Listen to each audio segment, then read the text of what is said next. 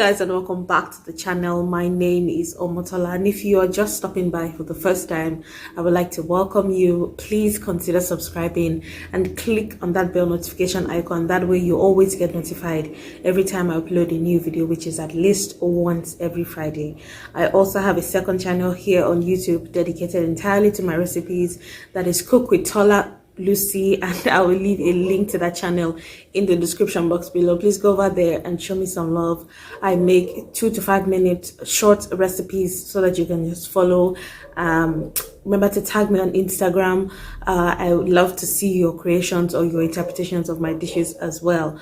If you're not following me on Instagram, my handle will be somewhere up here. Please go over there and join the family. Okay, so today I will be remaking a video that I made a couple of weeks ago, that is cost of living in South Africa, and I'm going to be focusing here on Durban, which is where I live. Alright, so this video was highly requested by some of my subscribers who are planning to relocate to South Africa. I got this one request from someone who's in the US and wants to relocate here to Durban, and I'm just making this video with a little more details, actually with prices, so that it's a little more relatable and you can just have a feel of the market and just have better preparation for when you plan to visit or relocate, as the case may be. So let's just get started. Alright, so for the first point that I mentioned in the previous video, which is, as a Christian, I always take out my tithe, and that is 10% of whatever income it is that I make at the end of the month. So that automatically goes out and I pay that to my church. The next thing, of course, is your rent, or the most important bill or the most expensive bill that you're going to be paying here in South Africa, and that is dependent on a number of things. It depends on how many people are going to be in the household. If it's just you as a single person, then definitely you'll be looking for something like a 1-bedroom apartment or a studio apartment or a granny flat, or also known as a back house here in South Africa. Or you could just be looking for something to share with someone. Now, there are a variety of options that are open to you. You can either go on Gumtree and look for shared apartments. There are a number of shared apartments that you can get on Gumtree. There's also a lot of 1-bedroom apartments, studio apartments, granny flats, back houses, as the case may be, on apps like Property 24 and Private Property. Yes, so these 3 apps are very good for you to just go and browse. Depending on your budget, there are also filters that you can impute into these apps to just put in your budget, put in your price range from the minimum to the maximum, depending on how much you are willing to spend. So just to give you an idea, a 1-bedroom apartment for you without having to share with anyone could be as expensive, or could range within 3,500 to as much as 10,000. So it depends on you. Also, location is very key. Location is very important for someone like me who has a family. I have 2 children and I also stay with my husband. The house we stay in right now is a 2-bedroom apartment, and it comes with water bills in it. So that also strikes off some other expenses that I'm going to be talking about later on. So this house right now is just 6,500, and that's what we pay per month. So depending on your budget, and also the timing is very important, because houses, I don't know how the housing market is elsewhere, but if you see an apartment that you really like, you really have to jump on it. Express your desire to take the house as quickly as possible, because these houses go really quickly. You could be more than 3, 4, 5 people viewing the apartment, and whoever is fast enough or whoever is favored gets the apartment. So you really have to be quick with these things. So that's just to give you a range. So for like a 2-bedroom, you could get something in the range of 3,500. You can get 4,000, 5,000, up until 15,000. It depends on you. Depends on the kind of location you're looking for. Location, like I said, is very key. It is very important with what you're looking for. Somewhere like Umhlanga or Balito. These are really high-end places that will definitely cost you a lot more if you were to rent an apartment in that area. So these are the options that are available to you. So you can just go on these apps and just get a feel of the market. They will definitely help you make a decision with the areas. Also check on Google the areas that are closer to maybe your workplace or school if you're a student, things like that. So there's a lot of things to consider when you're looking for a house. So you don't have to spend so much on something like transportation. So yes, so we're getting to that point later on. So that's just the range for the rent prices that you can have here in Japan. Yeah, I also forgot to mention that for your rent, you will be required in most cases to pay a caution deposit that is usually equivalent to your rent. So that means when you are taking a house for the first time, you would be required to pay double the rent, and half of that will be for your caution deposit, just in case there's any damage or infringement on your lease, and that's what that amount is for. Ultimately, you will get this amount back when you leave the house, but it is usually required when you are taking the house for the first time. So the next point is utilities, and this includes your water bills, your electricity, refuse, parking, and a whole lot of other things that may be included in your rent. Now, this is because based on individual tenants and landlord agreements, there are different things that you might have to pay for apart from your rent, and this is usually included in your lease. So it's very important to read your lease through so that you understand what I'm talking about. For instance, some houses here in South Africa will demand that you pay a deposit for your electricity bills, just in case you eventually leave the house without clearing your arrears, and there's just disputes on the amount of on the amount that you have left to pay. So it's just deducted from your deposits, and whatever is left is given to you when you are leaving the house. So there's also things like water bills. Some houses come with the water bills added to the rent. Some houses come separately. The house I'm staying in right now comes with the water bills included in the rent. So that strikes off an extra bill that I have to pay.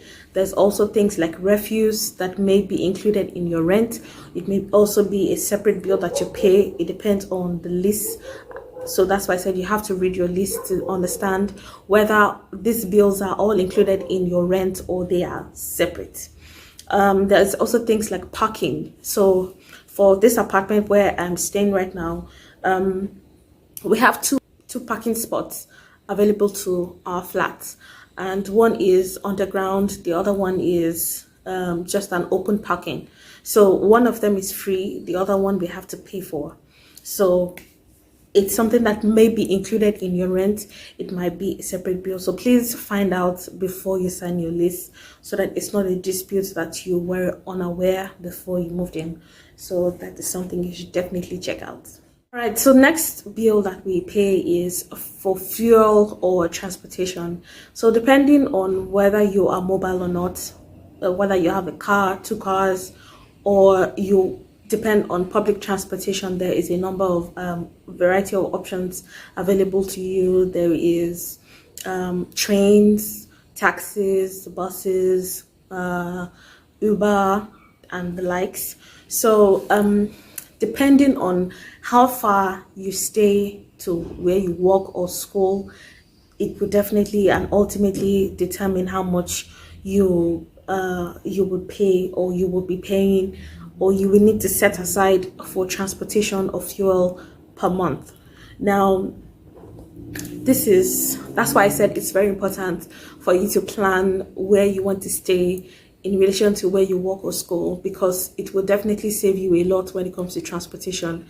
You could literally pay little to nothing if you live within walking distance from your work or school. So For transportation, you would definitely need to go out sometime, maybe out at night, or get groceries, just move around town, things like that. You would might, and if you're mobile, you will need to fuel your car definitely. So getting a fuel efficient vehicle will definitely and ultimately save you extra coins at the end of the month. So for us, because my son goes to school, my husband closes at a different time, my son closes at a different time. He has to go and pick him up from school, bring him back home, then go back to work. So we make like a few different trips. It depends. You see, these things I'm talking about, it depends on how frequently you move. If you're just alone, you definitely don't have other people to consider. It's just you, and you can plan your money or plan your budget around your schedule. So for someone like us, where we have to make we have multiple trips that we make to and from town, we spend about 800 to 1,000 on petrol. And so for a single person, you might spend roughly around 500 to about 600 on transportation per month. So this is also something to consider. All right, so the next point is groceries slash eating out. Like I said before, the cheapest option is always to buy your groceries, cook in your house, and eat. It will save you a lot of coin when it comes to your expenditure for food. So groceries for a family of 4 like mine is roughly about 3,000 to 3,500, depending on what extra thing we are putting in our meals. Another thing that can help is to have a meal plan. I've said it before. I feel like I'm repeating myself over and over on this channel, but yes, having a meal plan will save you headache, number one, on thinking of what to cook. You already have a plan that you're working with, and it will just help you have something to look forward to, like an expectation or for your meals and your meal preps and all of that. So if you are someone who can't cook, there are a number of places that you can get your meals from. There's always Mr. Delivery, there's Uber Eats, there's a lot of options. There's Nando's, there's KFC. All of these things are available to you, but definitely you will be spending a lot more on things like that. Yes, I can't give you an exact amount if you were to be eating out. Okay, let's just try it. Okay, so here's a price list of a number of options for you if you are someone who eats out. A bucket of KFC chicken, 9 pieces, is 123 rands. 15 pieces for the same bucket is about 200 rands, and 21 pieces of chicken with a bucket is around 265 rands. Let's max out the order. We're just trying to calculate or just look for something. I don't think anyone can eat the same thing for a whole month. I don't know if it's possible, but if this is you, this calculation is for you. But for a bucket of chicken, the 21 pieces, which was 265, if you were to multiply that by 4, that is 1,060 rands. For chicken alone, you have not bought what you're going to eat with the chicken. If you are not a soda or pop drinking person, and you want to get a drink with it, it could be 100% liter Tetra pack of juice. The options are available onto you. So that's just on chicken for the month. That's 1,060 rands. So do the math. Okay, so I'm just going to leave a link to Mr. Delivery in case you want to plan out your meals from where you are, just in case you are someone who can cook or you rely on delivery or pizzas or just things like that. So there will be a list so that you can use that to plan and just see how you can sort yourself out for the month. All right, so the next point is school fees, and this is for people who have children or you have little ones in your family and you just want to know what the prospect is. You just want to plan ahead and just know what to expect when it comes to the bills. So this is an ongoing debate. So this is an ongoing debate in my comment section. Some people are saying some schools are free, some are saying that the schools are not free. All right, so My son goes to school and his school is not free. It's a government school and we have to pay for his schooling, and he's in grade R. He's 5 going on 6.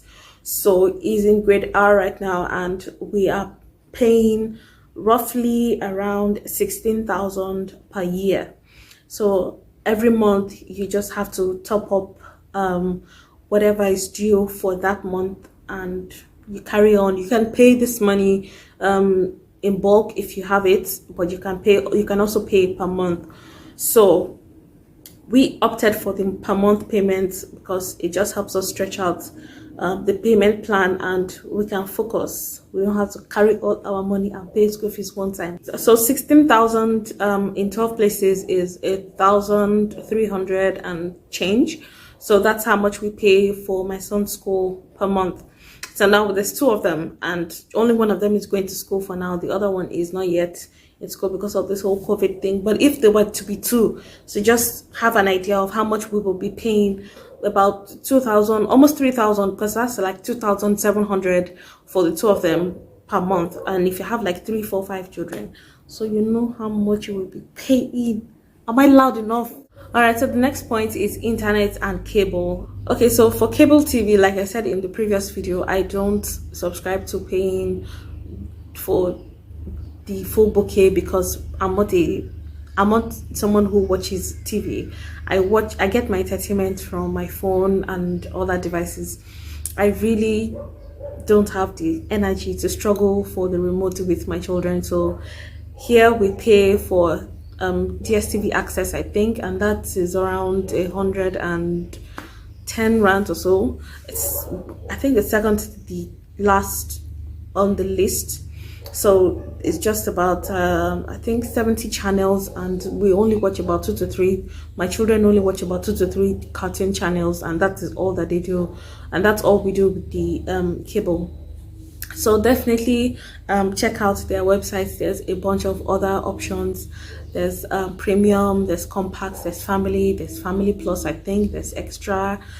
Just go on there and check out. I will leave an image on the screen for you so you can check out their price lists. Also on the internet, there are a variety of network service providers, and Rain is one of them. Rain is relatively affordable. I believe it's fairly good in the service coverage is fairly good in most places.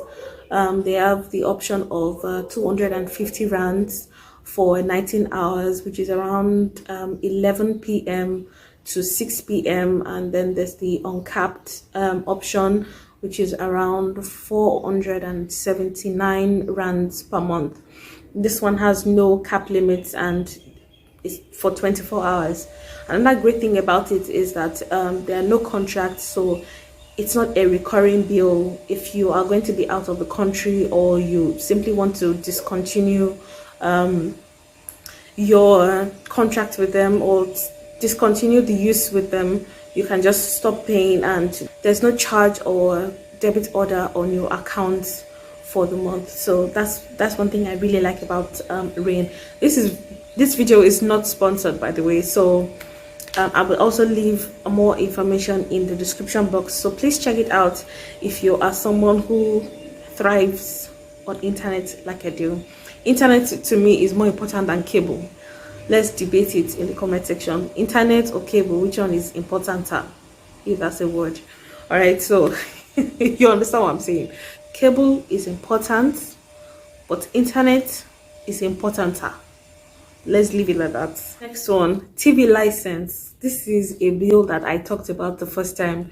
This is something that I personally am not used to paying back in my country in Nigeria, and there's been a huge debate on whether they pay it here in South Africa or not, but I know that it is a bill that we pay.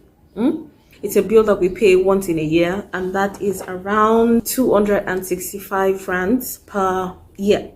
So this is just a once-off payment that some people don't pay and some people pay. So if you needed that information, there it is, 265 rands per year. It's cheap money, small money. All right, so for insurance and medical aid, this is something that you really cannot run away from here in South Africa, because it is something, if you are someone who works in an organization, this is something that might be deducted from your salary.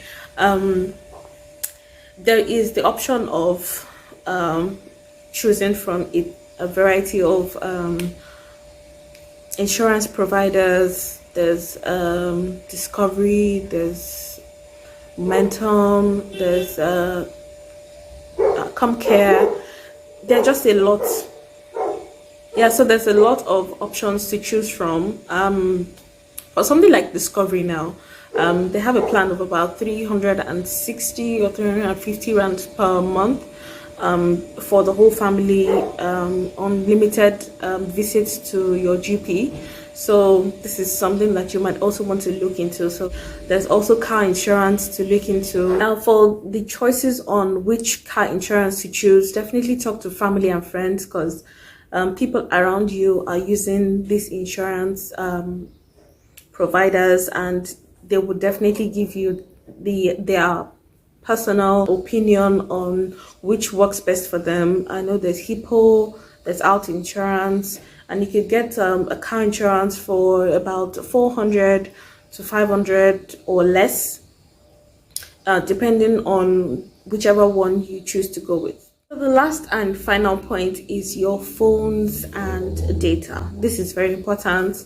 You need data, you need a good phone, a good smartphone, whether it's Android or iOS. You definitely need a good smartphone, especially now with 5G and 4G and all of the upgrading Gs. Yes, so if you are buying a new phone and you have to pay in installments, it could be a 2-year plan, it could be a 3-year plan, depending on which phone you're going for. It usually comes with a data plan attached to your monthly payments. So depending on the phone you get, you could pay as little or as much as 200 to, I know someone who pays about 7.99 for her phone per month. So it depends on what kind of phone you're getting. So it's a range here. So you get these phones from service providers like Telkom, MTN, Vodacom, Celsi. The list is endless. Go online, check for what service provider is strong, is very strong where you intend to live, because I know some people who will go ahead and buy a line or order for cable, or order for their internet, their wireless, and when it comes, the area where they are in is not compatible, or the network or the reception for the service provider that they've chosen is very low, and they end up struggling or have to discard the line and just get something that is compatible with the area where you're staying. So if you are going to go ahead and order for your internet or for your phone data, always check the area that you're going to be staying and make sure that the coverage is very good, so that, I don't know, for me there's nothing more annoying than internet that is very poor and it just keeps rolling and rolling and rolling. That thing really ticks me off. All right, so we have come to the end of today's video. If these prices have helped you make better decisions, or will help you make better decisions when you plan to come to South Africa, please go ahead and give this video a huge thumbs up. It does a lot to boost my analytics. It also gets other people to see my content here on YouTube, and it encourages me to keep putting out content like this from time to time. Also, leave me a comment. Let us discuss in the comment section. Let me hear your views and opinions. It's very important to me. It helps me, and it just ultimately shapes the way this channel grows. We are on the road to 4,000 guys, 4,000 subscribers. I'm deeply grateful. I'm very grateful for all of your love and always coming back to the channel. Thank you so much. Subscribe if you have not done so already. We make fun content here. I recently started creating vlogs, and this is something that I want to keep doing going forward. And if you haven't seen them, you are planning to come to South Africa, check out my latest video. It will give you a hint or an idea of what to expect when you come to Durban. All right, so till I come your way next week again, bye.